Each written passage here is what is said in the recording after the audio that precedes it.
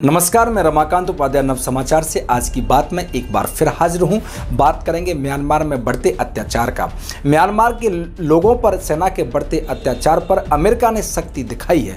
America ने Myanmar के साथ तब तक ट्रेड न करने का फैसला लिया है जब तक वहां लोकतंत्र की वापसी नहीं हो जाती। अमेरिका के साथ 12 देशों के चीफ ऑफ डिफेंस स्टाफ ने भी म्यांमार के सैनिक शासन का विरोध किया है। सेना के शासन का विरोध बिल्कुल सही है।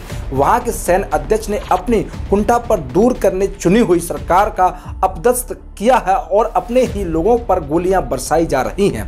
कत्ल करने के बाद जवान जश्न मना रहे हैं। वहां का दृश्य इतना विभत्स है कि पूरी तस्वीर दुनिया के सामने नहीं रखी जा सकती। पूरा देश जंग का मैदान बन चुका है। म्यांमार में जिस तरह के हालात बन गए हैं वे देश को और ज्यादा गर्त में धकेलने वाले हैं। सैन्य तख्तापलट के खिलाफ पिछले 2 महीने से चल रहा देशव्यापी प्रदर्शन बता रहा है कि जनता अब किसी भी सूरत में सैन्य शासन की स्वीकार नहीं करने वाली।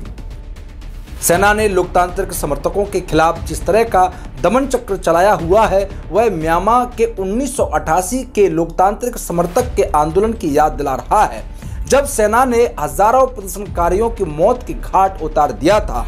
आज फिर वही इतिहास दोहराया जा रहा है। शनिवार को सेना ने 100 से ज्यादा प्रदर्शनकारियों को गोलियों से भून डाला। इन लोगों के अंतिम संस्कार में पहुंचे लोगों पर भी सेना ने गोलियां बरसाई, जिसमें बड़ी संख्या में लोग मारे गए और घायल हुए।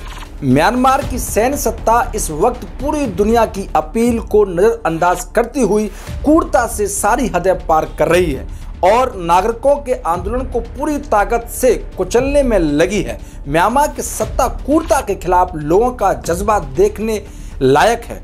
जैसे जैसे सैन्य सरकार का दमन चक्र तेज हो रहा है, प्रदर्शनकारी के हौसले उतने ही बुलंद होते जा रहे हैं। इनमें बच्चे बूढ़ों से लेकर हर उम्र के लोग हैं, सरकारी कर्मचारी तक शामिल हैं। जाहिर है लोगों में अब सैन्य शासन के दमन और लेकर कोई भय नहीं रह गया है।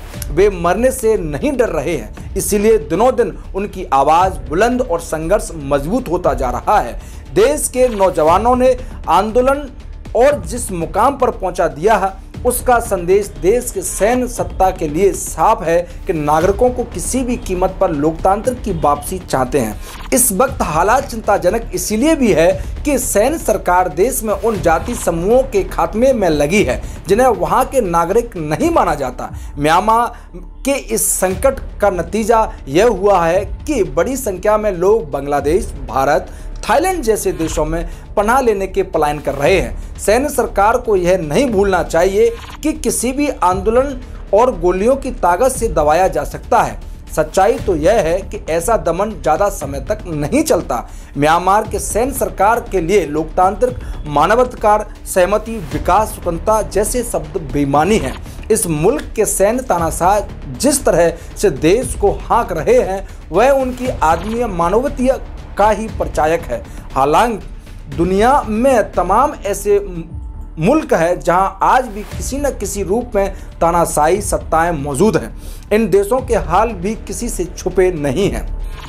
दुनिया की तमाम लोकतांत्रिक राष्ट्रीय म्यांमार के सैन्य शासकों का शासकीय बहाली के दबाव तो बनाया है, लेकिन म्यांमार किसी की परवाह नहीं कर रहा। म्यांमार में बढ़ते अत्याचार को लेकर आप लोगों की क्या राय और टिप्पणी है, इसीलिए अपनी टिप्पणी करना ना भूलें। नव समाचार को सब्सक्राइब, लाइक जरूर करें और शेयर भी साथ में करें।